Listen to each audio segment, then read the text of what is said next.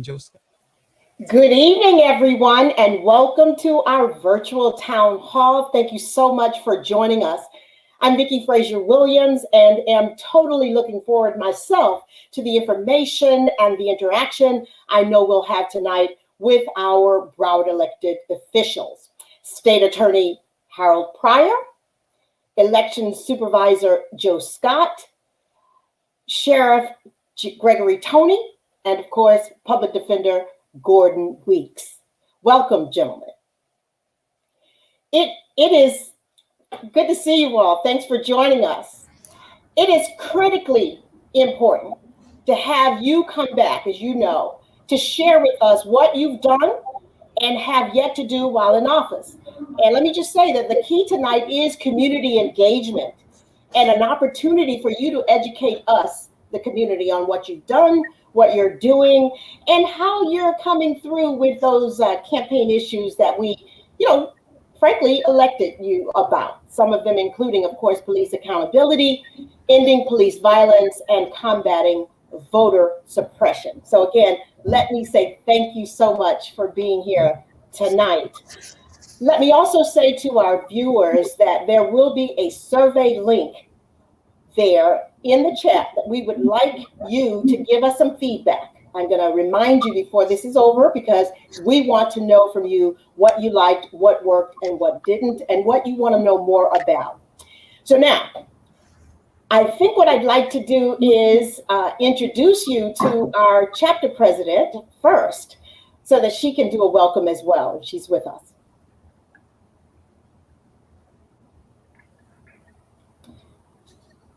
We'll come back to that. How about that? Okay. So in order to make this pretty easy, guys, from this point on, we will do everything in alphabetical order. I trust that you've come ready with your 100-day progress report, and plus to be able also to tell us about any resources your office has for us, and all of that in 3 minutes or less. Tall order, huh? However, State Attorney Pryor, you are first up. Hello, I had to press the unmute. First and foremost, thank you so much for hosting this great event. Thank you to the South Broward Alumni Chapter of Delta Sigma Theta Incorporated and the beautiful and tenacious women of that organization. For those of you who don't know, my name is Harold Pryor. I am your Broward County State Attorney. And just to get right to the chase, we instituted a new cannabis policy where no one will be prosecuted for standalone charges of possession of cannabis under 20 grams and standalone drug possession of paraphernalia. So now that's the first step. Now we need the Florida legislature to actually legalize and regulate across the board. And I plan to raise that issue with the House and the Senate at the next session. Secondly, my office, which I'm really excited about because I'm big on transparency, because that's been missing in the prosecutorial field, not only in South Florida, but throughout the country. My office partnered with FIU on their prosecutorial performance indicator project, which will create the highest level of transparency and accountability in our office by creating a public-facing dashboard. And that will inform the public about what is happening in our criminal justice system. So I could give you any particular offense, whether it be possession of cocaine or aggravated battery with a deadly weapon. You can go to our website and you'll have an opportunity to look and see how we're prosecuting those crimes across demographical lines and geographical lines as well. And so I'm really excited about that. I've assembled a community task force that will be reviewing and also helping my office to create some of the things that we think the community would want to see in a dashboard to have an office that is open and transparent. I'm proud to say that I appointed the first woman of color to serve as my chief assistant state attorney and deputy chief assistant state attorney. First time in Broward County history, and both are Black women, and they're doing a great job. We've also worked with the Broward legislative delegation to pass laws that protects the sanctity of our conviction integrity unit. So as some of you may or may not know, Broward County has led the state in exonerated cases of people who were wrongfully convicted. And so we need to right that wrong. And so it's important that we have a robust conviction integrity unit. And so there was laws that was passed to help us in our quest to really exonerate those individuals who have been wrongfully convicted. And I'm really excited with how we can go forward in doing those investigations unabated, and we can actually get some people free and right some of the wrongs that have been done by the criminal justice system. Within the first 100 days, I traveled to Tallahassee and I personally met with the Speaker of the House, the President of the Senate, the Agricultural Commissioner, Nikki Fried, and co-leader Bobby DuBose, who's a mentor and a friend, and countless other elected leaders about these issues that are important to the Broward County community. And I think we had success. I also tasked my office to come up with the bond policy. As we know, bond reform is a big issue, not only in South Florida, but throughout the country. And I've directed my team to work on a bond policy that doesn't criminalize poverty and does not unnecessarily keep people in jail while they're waiting for their day in court. And that policy should be ready to be rolled out pretty soon. I expect in the next couple months, and I'm excited where we're going with bond reform in Broward County. I'm proud to also. Mr. Pryor, my love, remember 3 minutes. I need 3 to minutes? give you 3 minutes. Oh man, am I over the 3 minutes? So Okay, I don't well, we want can go into it later. I know it's difficult to do it in 3 minutes. Okay, but let me be fair to everybody. Thank you. What I picked up out of that is accountability, which is so important. We will come back around again for more conversation. Next up, election supervisor, Joe Scott. Good evening, Delta Sigma Theta. Thank you all so much for giving me an opportunity to come back and tell you what we've been doing for the past 100 days. I can't believe that much time has already gone by. And it has been a busy 100 days for your Supervisor of Elections office. We started off right off the bat with our typical odd year routine, which involves a process that's called list maintenance. And this was something that was very important to me because this is the process that we go through. It's a state law mandated process to make sure that we clean up our voter rolls. And in some jurisdictions, this process is abused to then purge voters from the voter rolls that don't need to be removed. So what we've done is revamp that program. We make sure that we are very focused on making sure that we're very meticulous about how we do this and making sure that we do not have any problems where anybody is removed from the voter rolls who should not be. In fact, the only thing that we do will change folks from being active voters to either being inactive or ineligible, but they actually stay in the system. And if they're moved to inactive, they can come back and actually activate themselves at any time, including when they show up at the polling place on election day.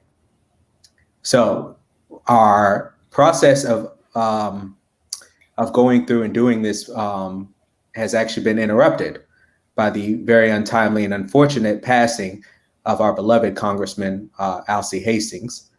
And as a result of that, we have actually started to prepare for a special election. Now, at the same time that we're preparing for this special election, as some of you may have heard, our governor actually signed a new voter suppression bill into law today. A bill that will actually make it far more difficult for people to vote. And we are dissecting that and dealing and preparing to deal with the consequences of that bill and trying to find ways to mitigate the damage and make sure that we're still able to provide the same level of service and the same opportunities for the voters of Broward County that we had before this bill was passed, by finding new creative ways to give people more opportunities to vote. So really, there's been a lot going on. Now, most of my campaign promises had to do with improving the technology in our office. So one thing that we actually will have in place immediately is, as soon as this upcoming special election, is that we are going to improve our communication around the vote by mail process. So you'll be able to sign up to receive real-time communications when your ballot has been sent to you, as well as when the ballot has been received back by our office, and when your ballot has been accepted and counted. And you'll get notifications if there's a problem where you need to come in and fix a problem with your ballot, such as if there's a problem where the signature didn't match or something to that effect.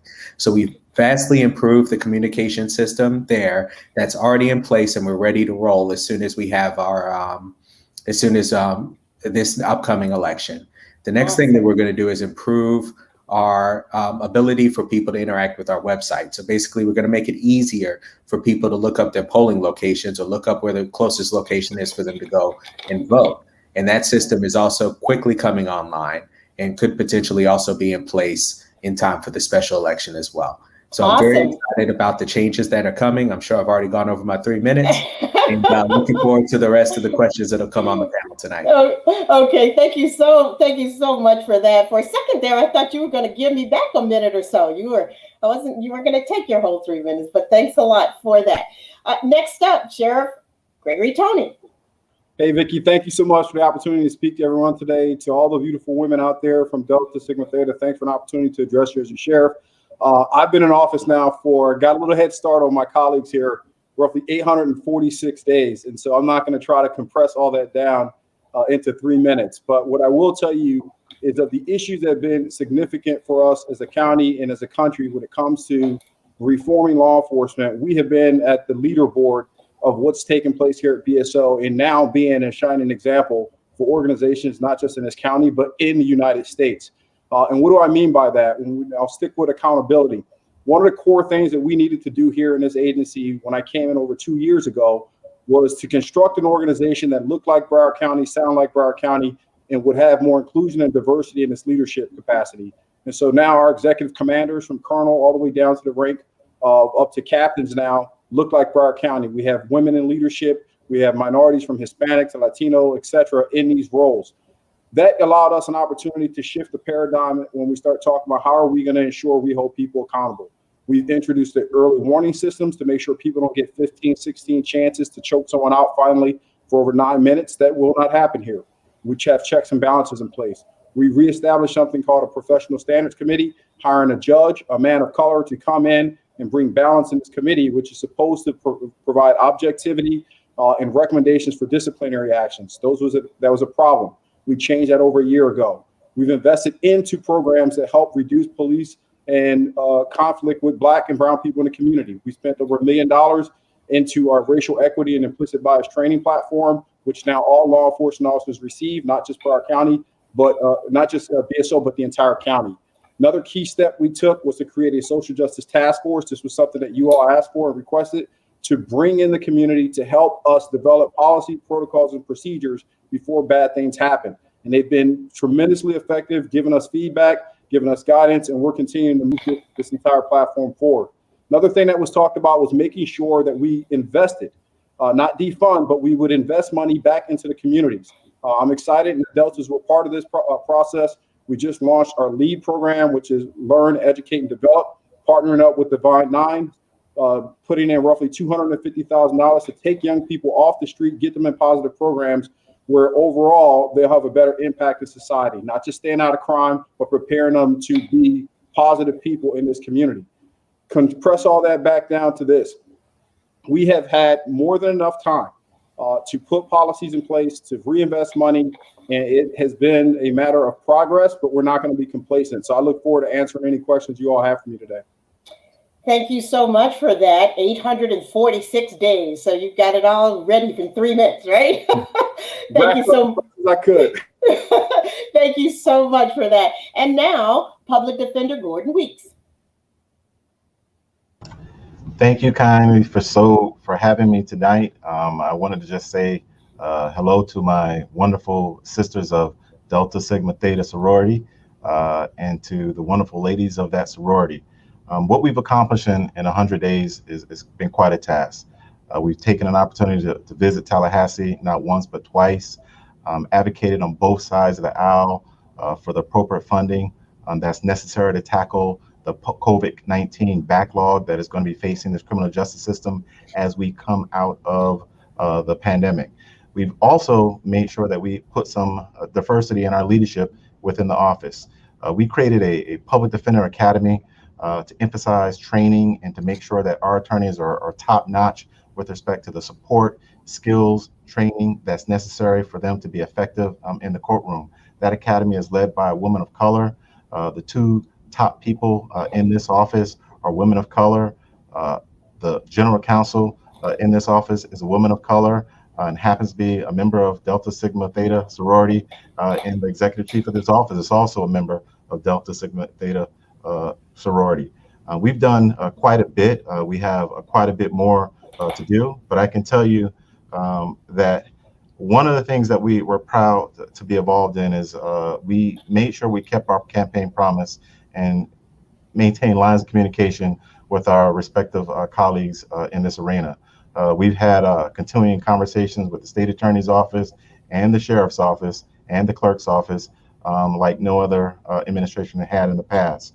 With that communication, we've been able to create the first ever written and publicly available civil citation program that will hopefully impact a number of children in this community. We've had a program in the past, but we've never really had something in writing, something that will keep all of the parties and make sure that we have some accountability with respect to how we protect our children. That was an incredible accomplishment, and I'm sure there's going to be many more. We've met with the state attorney's office to work on a number of diversionary programs.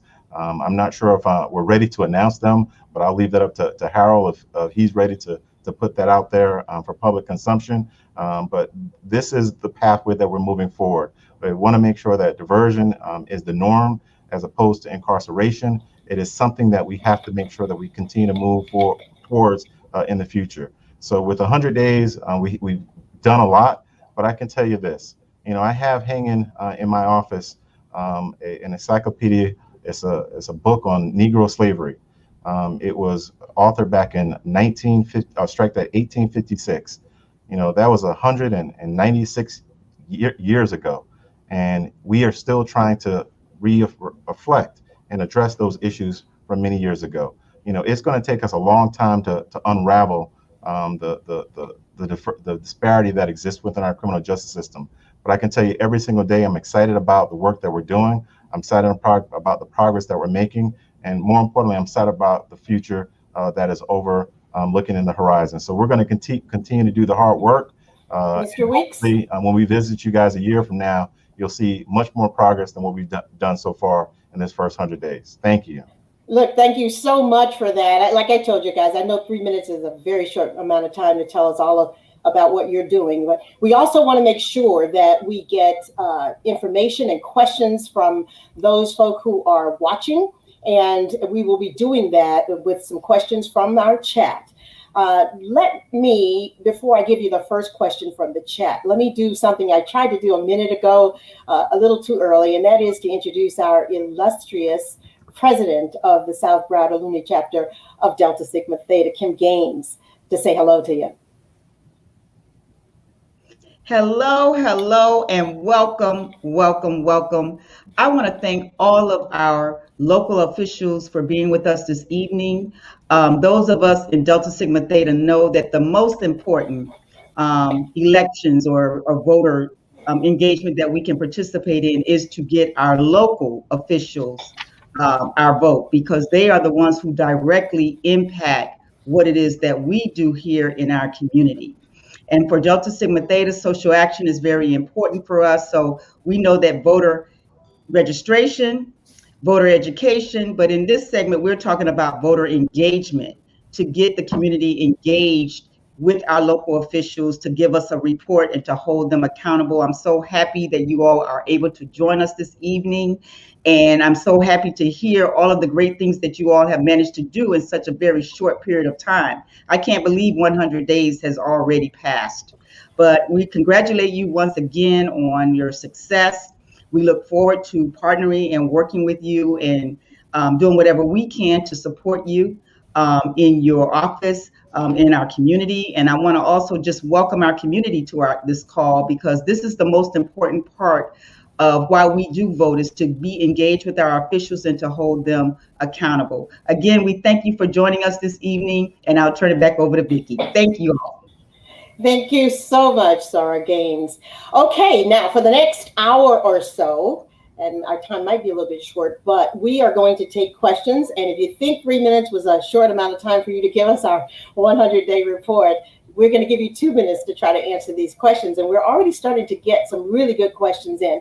I think I'd like to start with one for the entire panel. I believe at least one of you already mentioned some of what this will address, but it is, what laws should we be paying close attention to coming down the pipe right now? Let me start out with Mr. Pryor. Yes, there's two, and I'm going to be quick. I'm as long-winded as a Baptist preacher, as they would say. There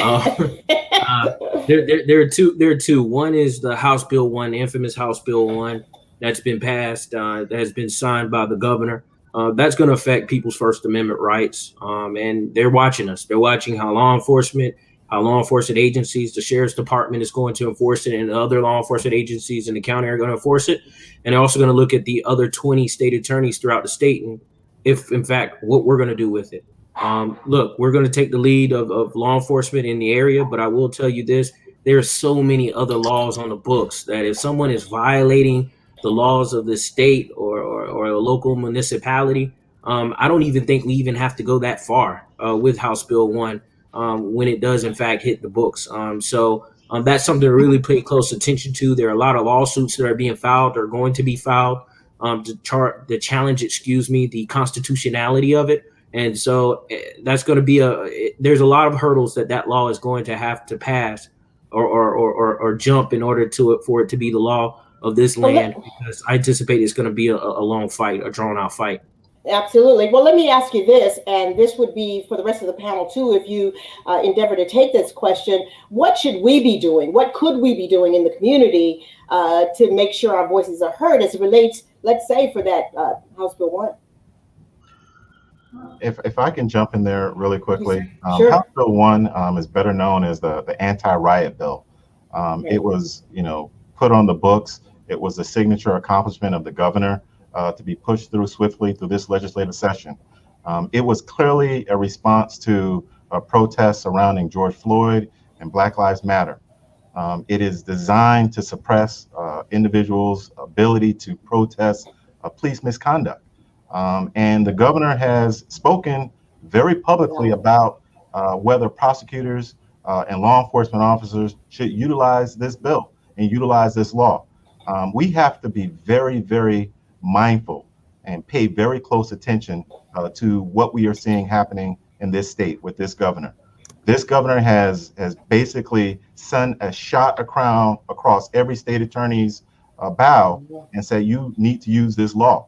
And if you don't use it, he may pull those cases from your office. That is very, very problematic when a governor is trying to dictate the authority and the power that's vested only in the state attorney that is duly elected in this community. So what I am going to say, as the public defender, and this may sound strange coming from my standpoint, is that we have to make sure we watch our governor.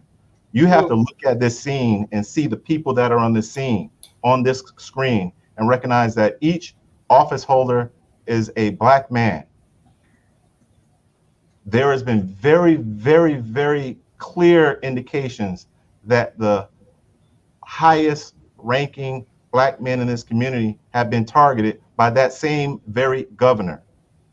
We have to be very careful to make sure that we pay attention, wrap our hands around each and every one of us, make sure that you send some prayers and recognize that we have challenges within our office and we also have challenges outside of our office. And then we have a governor that wants to exercise authority that is way outside of where he should be. We have to be very aware of what is going on. And what you can do is speak truth to power. Make sure that this conversation continues so this governor and any other individual recognize that this community will not stand silent as they try to systematically dismantle things we put in place to protect our children and protect our community.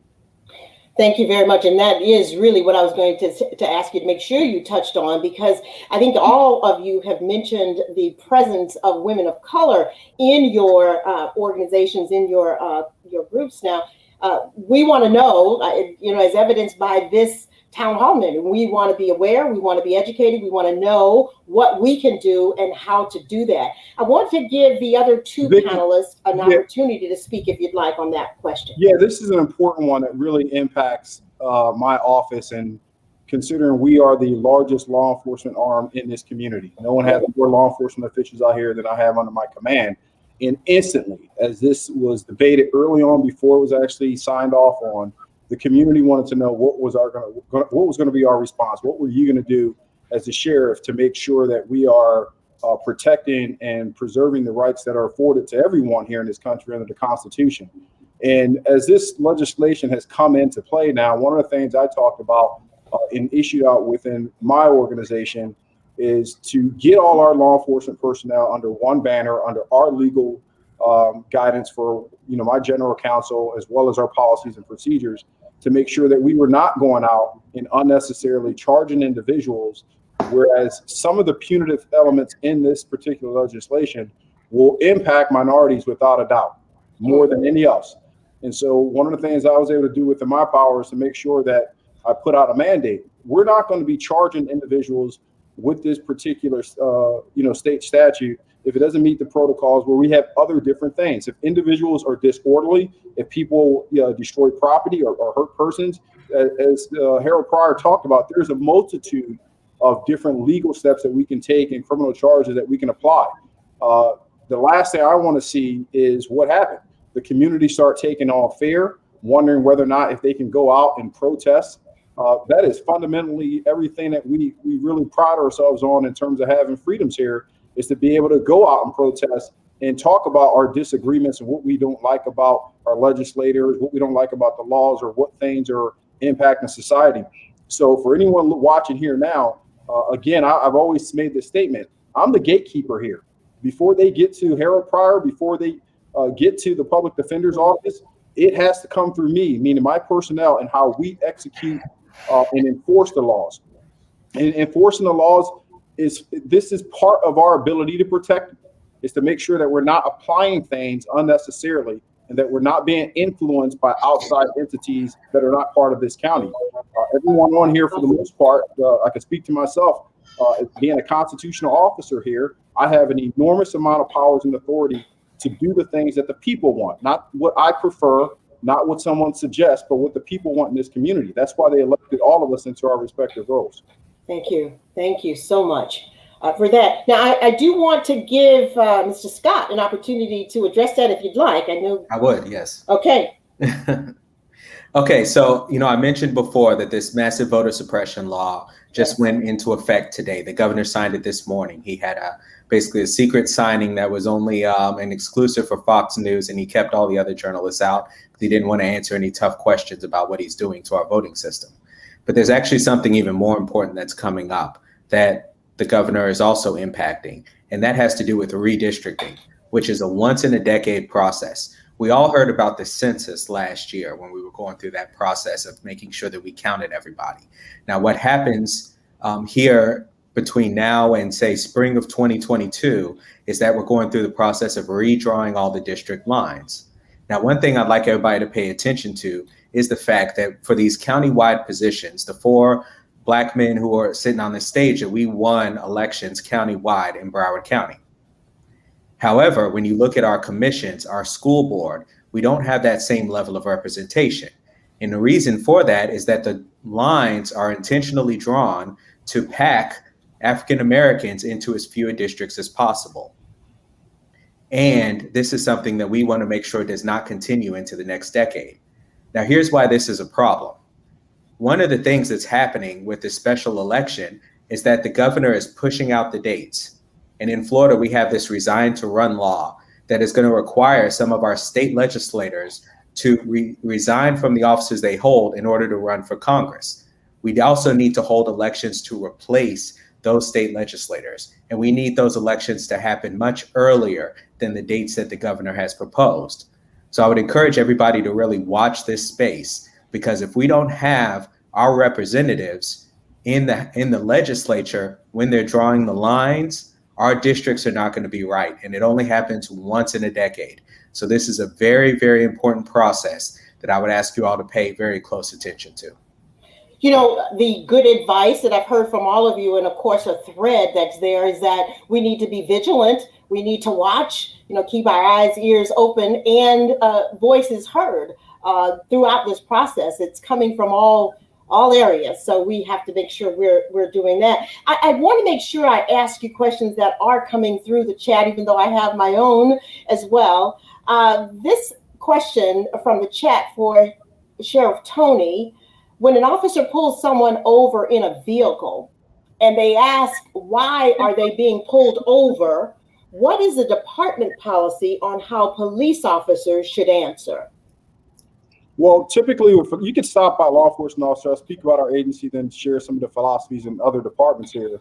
There's a baseline understanding that when an officer requests basic things like driver's license, registration, insurance, you have to comply. There's also some legislative elements there that make citizens reply or enforce that they do comply with that. The one thing I'd be cautious with is worrying about what policies and procedures say when you're dealing with law enforcement. The reason why I say that it is you're not going to win. And I'm sure Mr. Weeks is going to make this comment because I've heard him say it before. The dispute on the street with the law enforcement officer, whether it's confrontational, whether the officer's right or wrong, there's checks and balances in place for that.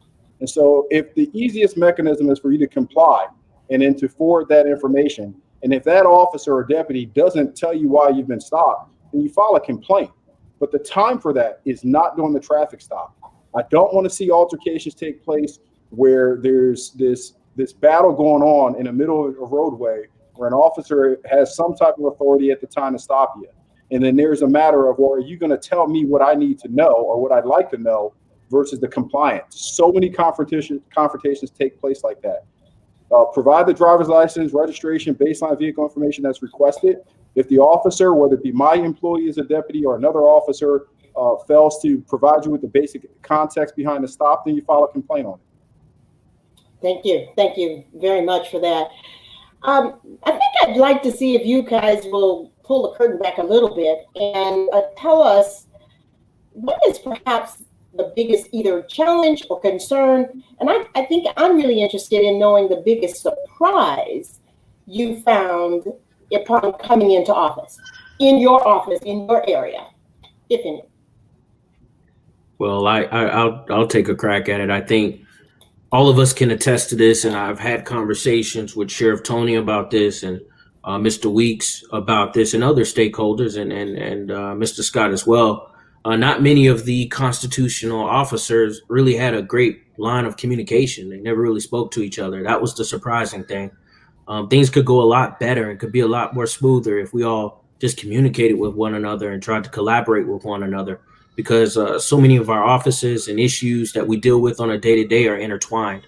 One of the other major challenges that I've noticed in my office is really just getting our assistant state attorneys and making sure that we're all moving in one accord. Sheriff Tony alluded to that earlier, ensuring that he had a law enforcement agency that moved in one accord on these issues and policies. And as he knows, I think he manages nearly 3,000, 5,000 plus employees, I believe. It's tough. And I have about 562 employees. And it's tough to just, when you're taking over for someone who's been in office for 44 plus years, it's just ensuring that everyone's on one accord. Everyone understands our policy objectives and goals going forward, and understanding that criminal justice reform is important. And that's what the people of Broward County was asking for. And I want everyone in my office to understand and truly believe that the concept of criminal justice reform and the concept of public safety, they aren't mutually exclusive concepts. And so that's what we're trying to impart upon our prosecutors going forward. Okay, why don't we jump to Gordon Weeks? One of the greatest surprise that I've had since taking over this office is realizing that the lights all go off late at night, and they're all on a timer. When you're around here really, really late at night, you really don't realize until you walk out of your office and all the lights come on. You're like, what's going on? Time moves really quickly while you're doing this. You have to really love this work because it's challenges every single day. But one of the challenges that we have embraced and that I've embraced is that, we have a sheriff in Broward County, but we have 19 individual chiefs of police. We have a new department coming online, and communicating with all of these law enforcement officers about policies or procedures, or trying to get folks to embrace civil citation or juvenile diversion or adult diversion is difficult. Because we can speak to the sheriff who has a large number of deputies under his command, but the other individual municipalities are sometimes very difficult to either communicate with, bring on board, or have different agendas in their respective communities. So, we are working through those challenges. We're going to continue to extend that line of communication. But when the talk all settles and there's no more talk, then we'll just do what we do. We'll advocate and go to war when we have to push issues that are important to our clients and to this community forward. So, that is the reality of what we have in this adversarial system. We can talk and we will try to talk. We will try to resolve issues. But when we can't, we will go to court. We will take them to task in the court of law, and we will deal with it there where we cannot resolve issues that otherwise could be resolved if we just communicated. And that's just so critical across everything, is being able to communicate. It should be right at the top of the priorities. Supervisor Scott. As far as, the biggest challenge I feel like is, and I took some time to actually go up to Tallahassee and to try to talk to some of the lawmakers as they were preparing this bill that just went through today, and try to see if we can fix some things. And actually, in some cases, things did get better. And but overall, there are some things that are in this bill that are still very troublesome. And it's going to be extremely complicated to try to communicate to the public. And it's almost by design. It's almost by design to make the law so complicated that people choose to disengage from the process, that you make it so hard for people to be able to figure out what's the right thing or the wrong thing to do in a particular situation, that they simply disengage from the process. So, for me, it's about making sure that we continue to have that communication, that we continue to connect with the public in every possible way, and use every platform that's available to us to get the word out and let people know what the current policies are when it's time to go vote, and make sure that we can get the turnout as high as we can. Thank you. And I'm going to go back to saying, with 800 some odd days in office already, Sheriff Tony, you probably don't have any surprises? No, there's always a surprise, ma'am. There's a surprise every morning. Something like Gordon, I got 5,700 employees. This phone never stops. And, but what I would tell you, just on a more practical sense, the one thing that has surprised me is the importance of leadership, like how fundamentally that's important, and that the people you put in office have to be committed to this community, and they have to be courageous. The last 2 years, I faced a multitude of challenges here in this organization. Before there was a George Floyd, there was a DeLuca Roll here in Tamarack. And then we had cases of officers beating people in handcuffs. And when I looked at these officers and their track records, 15, 16 plus times use of force and nothing being done, it makes you wonder, well, what was going on within the leadership role, right? And if I could see this within 6 months in the office and dive into this, why aren't we seeing this within decades of different sheriffs coming in? And I think, honestly, is nobody wants to be first. Nobody wants to take on the challenge. Nobody wants to have fights with the unions. Nobody wants to be on TV saying, yeah, they recommended this deputy gets a slap on the wrist, but I'm going to fire him. Nobody wants to take that type of courageous activity here. So when I came in here, that was surprising, like how many things that could be fixed. And then also the use of funding. We have almost $1 billion budget, about $978 million, and how those funds are being used to do what this community wants. What do I mean? And I always bring this up. But this past year, we spent $278 million on that jail operating costs. $278 million designed to keep people in custody. Well, how much of that are we spending to keep people out, especially when we know it impacts us, Black people, the most? Right, 70+% of my inmate capacity right now are people of color. So I think leadership is important, and you shouldn't have to be a Black man to speak on what's just and what's fair. But for us, all the Black men on this panel, we all have our own personal experiences having dealt with injustices, and that makes a hell of a lot of a difference when it comes to us sitting in our offices, talking to our command staff, and saying, "Hey, what's right here?" from a moral standpoint and from a legal standpoint. It absolutely makes a difference that you come to this position with experience, your own. And so, of course, we're counting on you to use that experience to do exactly what you're doing, is figuring out what the problem is and how to fix it. You talk about the money that's there, as well as, you know, leadership in particular. It starts at the top, I would say. I'm getting some questions in from one of our Soras, Sandra Sherfree. This is to the Supervisor of Elections. She wants to know, what are your thoughts on the governor's timeline on District 20? So my thoughts. So basically, he didn't listen to the experts. So myself, as well as Supervisor Link, who's the Supervisor of Elections for Palm Beach County, the district actually covers both parts of Broward as well as Palm Beach. And we actually took the time to figure out the best timeline for this election. We talked to all the stakeholders that are involved in this, in terms of the schools, because we rely heavily on the schools for polling places. We also talked to some of the candidates who are going to have to resign to run, and made sure that we had a commitment from them to get the resignations early enough that we could fill their seats with a simultaneous election at the same time. And after we did all this work to make sure that everybody could get done and in place in time for the new legislative session to start in January, the governor came out with some dates that we had already determined weren't going to work. So the January 11th date for the general election is going to cause us to have early voting start on New Year's Day, which is going to be extremely problematic just for getting access to the facilities that we need to use for early voting. So that the governor's own division of elections determined that January 11th date would not work. And it's astonishing that he wants to move forward with those dates. Now, the positive thing is we haven't gotten an official order yet. So it was really just a comment that he made at a press conference, and we've been engaging with him. And I would ask you all to also make that engagement as well. Reach out to the governor's office and let them know that we need the earlier dates. Those dates were August 31st and November 2nd. Those are the dates that myself and the supervisor in Palm Beach County planned for, as well as the Division of Elections in Tallahassee. We all planned for August 31st and November 2nd.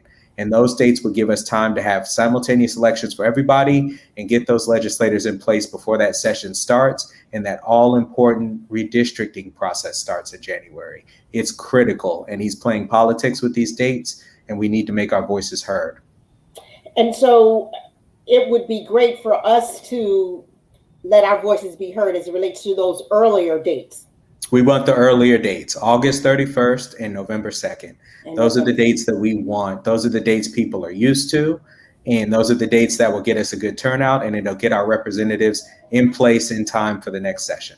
Got it. Okay. Dr. Angela Dupree is asking, what will the redistricting have on the resources or lack thereof on already distressed schools? Yeah, so, right now we actually only have one Black school board member, Dr. Rosalind Osgood, who has already declared that she's intending to run for the state Senate, which means that she's going to have to resign from the school board, and then we'll potentially have 0 Black school board members. And I'm sure I don't have to tell anybody on this, call that how important it is for us to have representation and what that could potentially mean to our communities if we don't have representation. But in a community as diverse as Broward County, we should have never had district lines drawn in such a way that you don't really have a number of districts that are competitive for Black officials. We should not draw our district lines to pack as many Black people into as few districts as possible. We all won our elections in an election where only about 40% of the voters were Black voters. So there's no reason for us to have these districts where 90+% of the voters are Black. We need to split that up, and we need to make sure that there are plenty of districts that are competitive for our community so that we can make sure that we're well represented on these boards. Yes, we have our work cut out for us in that area. I want to address this to all of the panelists. I think one of the most distressing things we see sometimes in the news is when a mentally incapacitated person comes in contact with law enforcement. We've seen some heart-wrenching things happening. Well, the Political Awareness and Involvement Committee of the South Broward Alumni Chapter wants to ask all of you, what are your plans to address incarceration of the mentally ill? Well, I guess that question is directed to me. First. I'll say this. This is one of the passion projects for me. Juvenile related issues and also mental health. My story is well documented. I have many family members who were demonized and criminalized by a criminal justice system because of their mental health issue. They were sick, and rather than the system offer them the help that they needed, they just said, "Well, they're bad people. Let's just throw them in." And we saw a vicious cycle. And I still have family members right now that are still in that vicious cycle, still in the prison system, and they haven't gotten the issues that they've had for so many years actually fixed. So one of the first things I did in office was to commission our group of attorneys to develop a felony mental health diversion program. It's the most robust diversionary program regarding mental health that we've ever seen in Broward County. Other counties have doing it, or just other county, Miami-Dade has been doing it, and we've been lagging behind. And this mental health diversion program will allow more offenses in. Normally in the Broward County, it was a very small list of enumerated offenses that we actually would allow into our diversion program. Here we're expanding that list. We're expanding the list of offenses that can be allowed in. And now we're working with stakeholders. We're working with the public defender's office. We're working with the defense bar. We're actually working with the sheriff's department and other mental health providers here in Broward County, Broward Behavioral Health, to develop a robust diversionary program that actually can get to the root cause of the issue. Because what's happened in Broward County is that our mental health court system, our mental health diversion, if anything, was more adversarial in nature. And we really wasn't doing what the court was intended for. And so it's an ongoing process. There's still hiccups. There's still issues right now. I still have prosecutors right now going back and forth about, people that we're letting in and people that are going on in the mental health court system. And that's something that we're working on. It's a long process. It's something that we're going to fix because it's a passion of mine, and it has to be done now because, like I said, I have family members right now that are being affected by the criminal justice system because of their mental health issue. And so I'm excited with the things that we're doing. We're trying to find more beds. There aren't enough beds in Broward County to house people with mental health issues. And so we've been tasked to work with Broward Behavioral and the Sheriff's Department and other stakeholders to try to find more beds that we can house some of these individuals so they can, in fact, get the help that they need and be stabilized. And so I have a commitment. It's a passion of mine. We're working on it. My goal is to roll this thing out before the fall. But right now, the main issue is us finding beds. And so when we do get it off and running, we're able to get these people the help that they need. But yeah, it's coming. It's going to happen because it hits close to home and it affects so many of us. I mean, we're all 1 degree of separation removed from someone that is struggling with the mental health issue. And some, they're not in the criminal justice system, right? But some are. And we know that many of our people, our black and brown folk, they aren't getting the help that they need. And we know we have a criminal justice system that oftentimes targets them. And so we need to do everything in our power to ensure that we protect those most vulnerable people of our society. Yeah, I to sit on the other side. I am going to allow you to answer. I happen to sit on the other side personally with a family member not being the victim of the situation. We're tied into that whole mental health court system, and it has been frustrating. So, and that's the point I wanted to make. State Attorney Pryor speaks about the diversionary portion of mental health, recognizing those folks that should not be in the criminal justice system, making sure that they get the help and support that they need. But Broward County was one of the first in the nation to create a mental health court. And that mental health court over the years has evolved and devolved into more of an adversarial process. And the person has been lost in the fight and struggle between attorneys over what their diagnosis is and what the charge is. And, things of that sort, rather than identifying the need and getting the support so the individual does not come back into the system. We have to, and I can tell you it's a commitment of mine, as well as State Attorney Pryor, to reevaluate and to revamp that entire mental health court system. It is near and dear to many of us. Many of us have family members and loved ones that struggle day to day with mental illness. And we should give those folks an opportunity that find themselves in an encounter with law enforcement that may manifest as their illness, but is viewed as criminality, to make sure that we get them out of this criminal justice system, because this is not the place to help them. Absolutely. They have an illness that is manifest. If someone had a heart attack, would you not try to render some medical aid to them? Well, if someone's having a heart attack of the mind, and that is the manifestation of mental illness, you have to render aid to them. You don't throw handcuffs and lock them up and send them in a cell and send them on a merry-go-round in the court system that oftentimes exacerbates their illness. The stresses of the court, the stresses of the next court date, all of the factors involved, we have to look at it and do it a little bit different. And that's a challenge that we face.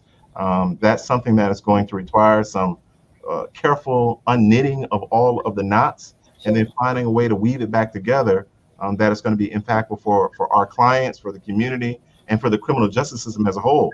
What we started with as being leaders in the country, we can once again become leaders again. It's just going to require some will from both of our respective offices, a little assistance from the sheriff's office, and some guidance from the court to find ways to get folks help and not deeper and deeper and deeper into the criminal justice system. Yeah, and that's really why I do want to ask Sheriff Tony to chime in as well, because one of the concerns, if I have any, it's we're seeing folk now almost afraid to call the police when there's an issue because they're not certain of the outcome. And I just wonder if you'll address that, but also as it relates to those folk who are having mental issues. Sure, Vicki. I listen to both Gordon and Harold on these, and we've had our own internal meetings and conversations about it. But I go back to what I said earlier about the gatekeeper approach as a law enforcement official, being out in the field, being that first point of contact with somebody who may have violated a crime or maybe acting out based upon a mental defect or illness. And one of the things we have been focused on under my administration is to be the first, and we're going to hit this benchmark in the country where every single law enforcement officer is certified under crisis intervention training. It's another tool in our belt. It's about a 40-hour block that gives my men and women the opportunity and the skill trait to be able to arrive on a call for service and recognize, hey, that's not necessarily violence for sake of somebody who wants to create harm, but that's more associated with somebody who may suffer from autism or have be bipolar, etc. That type of impact gives us better tools to avoid this even becoming an issue for Mr. Pryor or for Gordon to work out in the court setting. In addition to that, we have to become a little bit more creative in what we are doing out here in terms of law enforcement. We wear a multitude of hats, Vicki, right?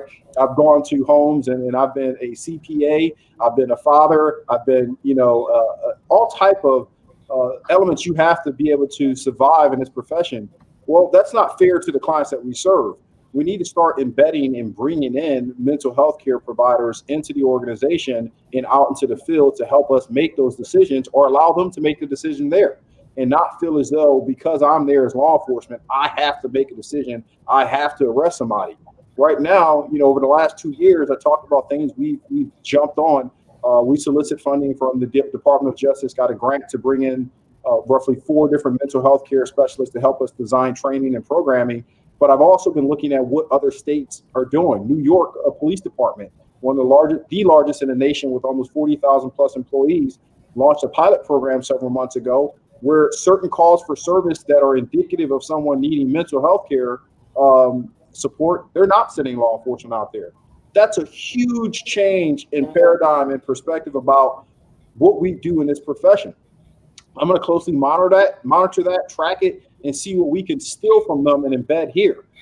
Now, Gordon mentioned something that applies here as well earlier about the fact that we have 19 other chiefs of police.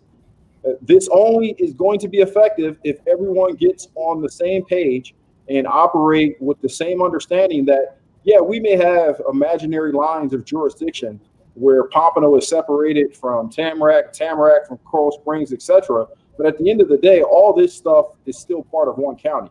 Yes. And so if it's effective for BSO, it should be effective for other agencies. But again, it goes back to leadership. Yes.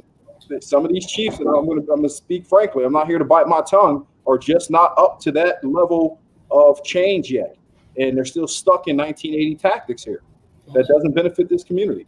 Yeah, yeah. Wow, leadership. I want to share this question, and also I want to make sure those of you who are watching us, we value your opinion. We want to make sure that you fill out that survey that we have. We want your feedback. This is great conversation. I know that the time was going to go faster than I wanted it to go, but we've got a couple more questions we definitely want to get out there. The Social Action Committee wants to ask, how would you encourage community to participate in the oversight of each of your offices? Should I call you out one at a time? I'll take a jump at it. Look, I'll say this, and I said it earlier today, and I know Mr. Weeks has heard me say it, and I think in the spirit of Alcee Hastings, Congressman Alcee Hastings, who was our patriarch.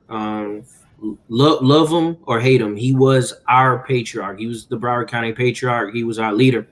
And I would often hear him say that, and he would say it to politicians, people that were in elected office, almost kind of chiding them in a sense. You know, these aren't your seats. These aren't your position. These are the people's positions. And so you don't own it. And he would use some other spirited words that I won't repeat. And he would tell them, he was like, you know, run. And if you lose, you lose. But at the end of the day, you don't own these seats. And so I want to impart upon everyone here that I want you. I welcome you. I welcome everyone in Broward County to hold me accountable. And if I'm not living up to the standard that you set, if I'm not living up to the promises that I made, if I'm not willing to listen and try to initiate some of these changes, you need to vote me out of office. And I welcome the accountability. I welcome the transparency. And so I want everyone to hold us accountable, not just me, but each and every one of us, but also understand that there's means of communication that you can have with me. You can reach out to my office, and you can share your ideas with me and any issues that you may have so we can fix them. I'm excited about our prosecutorial performance indicator project. That's going to be one way that we can get the community involved and more involved in our criminal justice system. Okay, great. Mr. Weeks. You know, one of the things that I think is important are forums like this. There are groups all across this community that can reach out at any time and ask myself or any one of us to appear and answer questions, hold us to task, watch and monitor what we do in this community. Not only watch what we say, but watch what we do. Watch our responsiveness. See if we pick up the phone, if we are afraid to come talk about what's going on in our office. And more importantly, watch what we do when the challenges come. You know, this is a tough job. We all signed up for this tough job to run these respective agencies. But I assure you, when things get tough, that's when you're going to start to see the merit of the individual, the true commitment to this community, and who's going to stand strong. And I can tell you, being in the fire, each and every one of us has been in the past, has tempered us to be prepared for the fire in the future. I encourage each and every one of you to pay attention to what we do, to pay attention to what I do in this office. Am I going to be the conscience of this court? Am I going to hold the other stakeholders to task when they are stepping across the line, exceeding their authority and pushing and asking for too much? Am I going to be a representative of those clients and the clients that we serve and elevate the level of practice in this office, the level of practice in this community, to make sure that each and every one is served accordingly? It's the public defender that defends the Constitution and gives not only our clients the level of representation, but protects everyone in that work by challenging those unlawful stops, those excessive uses of force, those encroachments of the state attorney, those misbehaviors from the bench. It is our job to make sure that we raise those, flags when things are going wrong and push back not only legally in the courts, but in the community so that you are aware of what's going on. So awesome. That is my promise. I would encourage you to all reach out anytime that there are issues and to call us back. Okay. Call us back and hold us to task and ask, what have we been doing when the next issue occurs? And there will always be a next issue looming on the horizon. Yeah, and I say thanks for the invitation, and I have no doubt we're going to take you up on it. You see, and don't worry, I'm coming to the last two. It's so important to do this, like you said, not just the forum itself, right? But most of us, we've seen y'all either in our churches or in, wherever. And, my sticky wiki has always been, are you coming back? When are you coming back? I don't want to just see you during that time that you're campaigning. So I just think it's so important that you make yourself available in forums like these and otherwise. Supervisor Scott, and then Sheriff Tony, and we are quickly running down on time. Yeah, so I think transparency is critical, and that's why there's a couple of key things that I'm changing. One is that we're actually moving to a new building, and within that new building, we're going to have what's called a transparency corridor, which is basically it's going to be a loop that you can walk around, and on the inside of that loop, you're going to be able to see it's going to have waist-high glass, and you will be able to see all of the ballot processing operations as they're taking place.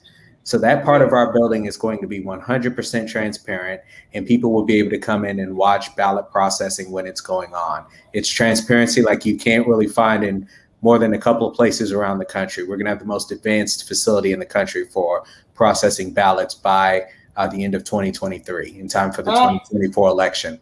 Awesome. The other thing we're doing is that we're actually going to take the ballots, the images of the ballots, which are already a public record. There's no private information on the actual ballot itself. And we're going to make those available through what's called a transparency portal, where people are going to be able to go online and basically pay a small public records fee. And then they're going to be able to transmit those. And basically this will allow private organizations to audit the election and make sure that our tabulation equipment is working the way that it's supposed to. We already have a robust audit process ourselves, but we want to make sure that there's no doubt, no questions in the public. So we're going to provide those images and let outside organizations audit the election as well. Okay, now you hold tight, because there is a question that came in directly to you. And when I do ask it, Mr. Scott, I'm going to need you to answer it succinctly. Let me go ahead and get to Sheriff Tony now, because there are two questions that I want to get done before we get out of here. All right, sure. I'll be quick with this one. Okay. Look, I think it's important that the community take advantage of what we've been doing here. We've opened up the agency. We've been more transparent. For the first time in this agency's long history, we're actually introducing and putting out an accountability report annually now, showing the people how we're using the money, what we've been doing from use of force, employees being terminated, disciplinary actions, to show what type of efforts we're making within the agency, and then also getting them involved. We have a multitude of different committees and subgroups that we've created, from the LGBTQ committee to pastors group to so many different others between our social justice task force. The doors are open. We want you in. I want you in. So take advantage of it. Get part of this process. Don't feel excluded. And I'm not shy to taking tough questions. I've sat on the hot seat several times amongst different community leaders who challenged things we were doing and wanted answers, and we gave them the answers. And if the answers didn't meet their expectation, we try to figure out how do we get there. So Get involved. Okay, great. So back to Supervisor Scott. This is a quick one, I hope, but I do think it's important to answer. This question is coming from Marilyn Dawson, who asks, with voter suppression, how do we reach out to register the West Indian community to register new voters and provide them with information on important topics?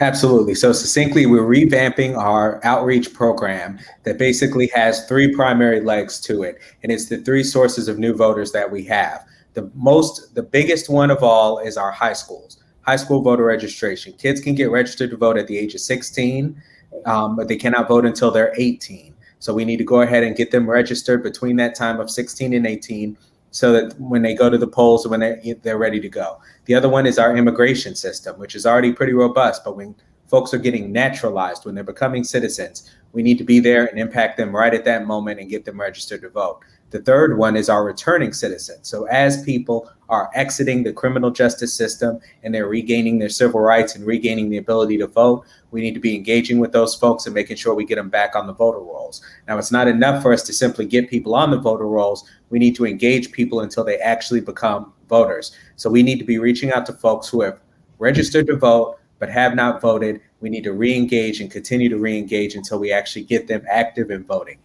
Okay. Thank you. Thank you. That very good job there. Lark Ingram to the panel. And I'm guessing everybody can give me a short one on this, but name one way you are engaging millennials in your policies, especially ones that affect them. I'll jump on that. You always do, Harold. Thank you. I think I just set the tone when you went with me first, but I'll say this, and I'm just trying to make up for the time when I was cut. Okay. Look, I'm a millennial. I don't hide it. I don't hide my youth. I think it enriches the process. I think it enriches the changes that we need. Far too often we've heard from other generational groups in this country, and oftentimes millennials, we have been left out of the discussion, especially when it comes to the direction we want the country to go, especially with regards to local government. And so I'm committed to that.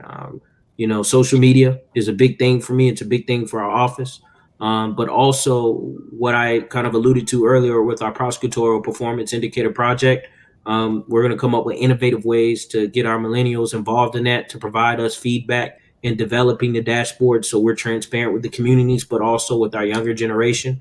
And we're going to have various task force and community task force where we're going to invoke leadership from the LGBTQ plus community, our Jewish communities, our Black and Hispanic communities, and whatever within the Broward County community that feel voiceless and that feel ignored.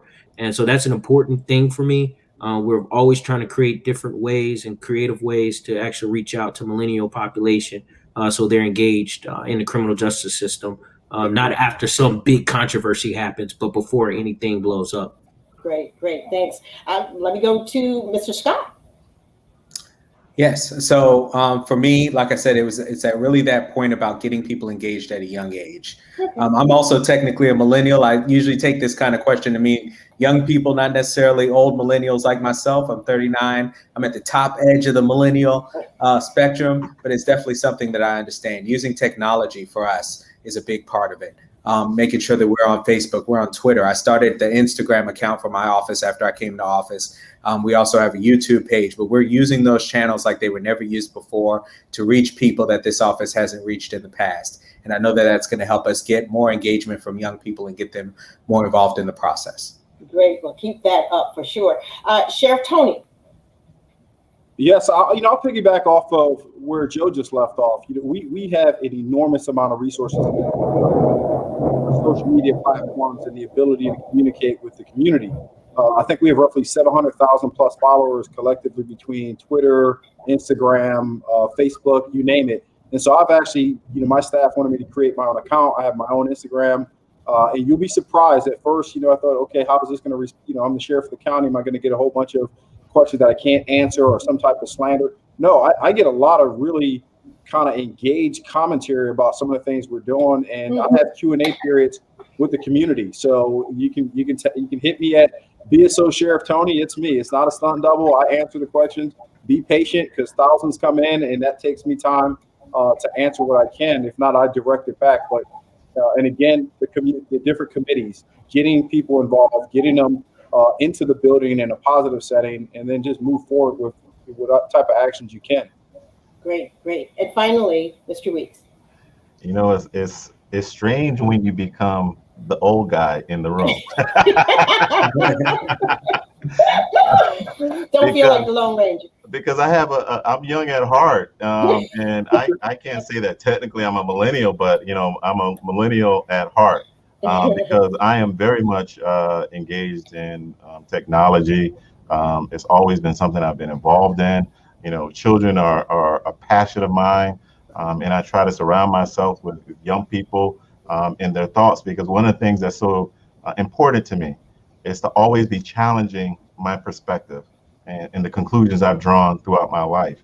And I found that young people have a certain a cleansing lens when they see things. They see things with a certain set of purity. And they've asked some of the most thought-provoking questions that I've had throughout my career. So I try to always engage with young people with interns from high school, interns from college and law school, because and it's those interactions that allow my ingrained perceptions to be challenged. And one of the things we have to recognize as a society is that it's this younger generation that has really put their boots to the ground, got out in the streets and protest, raised the elevation of conversations around Black Lives Matter and around police misconduct and police abuse. And we have to embrace some of that energy. You know, they say that wisdom is something that you gather over time. And it's incredibly important to be wise and to be thoughtful and to be patient. But the thing and the only thing that can combat great wisdom is the effervescence and the excitement and energy of youth. Because it's that youth, it's that fearless courage to go out and challenge something, to see it differently, to not be afraid to push the envelope that causes this society to move forward. So I always invite young people to be involved and around and challenge our thoughts and ideas. So, you know, I'm not a millennial. I'm technically on the books, but I am a millennial in my heart and in my spirit. Well, we will take that, my dear. And, you know, it's cliche to say that, you know, they are the future, but in all honesty, they are. And so keeping an open mind and an open ear to them, as you said, it could just, you know, open up doors and help us know how to move forward and be effective in that. Look, on behalf of the Social Action Committee and the entire South Broward alumni chapter of Delta Sigma Theta Sorority Incorporated, I absolutely want to thank each and every one of you for, you know, individually and collectively for sharing your time with us tonight. Before we say goodnight, though, I want to make sure that everyone looking and listening are aware of an event that we have coming up. It is a fundraiser. It's a popcorn fundraiser. And if you know some Saras, this has been happening really around the country, but now it's our turn. Tuesday, June 1st of this year to June 5th, we will be having our popcorn fundraiser. And look, if you get someone who asks you to buy some popcorn, do it. It's all going to a good cause to benefit the programs of our chapter. Again, let me say thank you for your time, for your information. There's never enough time to get it all in. I think the one thing we didn't get all of was some of the extra resources that you guys may have. So what I want to do is to put you on the spot in this way, to agree to come back again. We might even need to do something like a spotlight on each of you individually, because there's just so much to talk about, as you know, right, and to get some understanding of, right? Yes, absolutely. Yeah. Count me yes. in. Yeah, you're in. So Count me in. Yeah, okay. And Gordon, don't worry, buddy. We're in the same world, right? They're youngins, but it's okay. It takes wisdom to be around, so no worries about that. I want to remind our viewers also that there's a link. We want you to please fill out this survey, because we will know how to come back and share with our guests the things that you liked and what you didn't like and what we need to hear more of. Please stay engaged with us. We are here serving the community, and thanks again for being with us.